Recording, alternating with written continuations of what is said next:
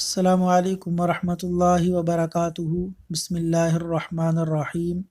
جن شیاطین بھگانے کا نبوی وظیفہ۔ صحیح مسلم حدیث نمبر 389۔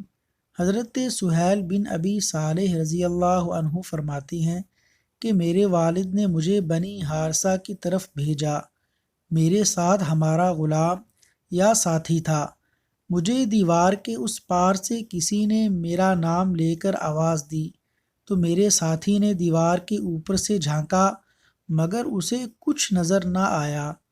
میں نے اس واقعہ کا ذکر اپنے والد سے کیا تو انہوں نے کہا اگر مجھے معلوم ہوتا کہ تم اس سے دوچار ہوگے تو تجھے کبھی نہ بھیجتا۔ بہرحال اگر کبھی ایسی آواز سنو تو اذان کہہ دو۔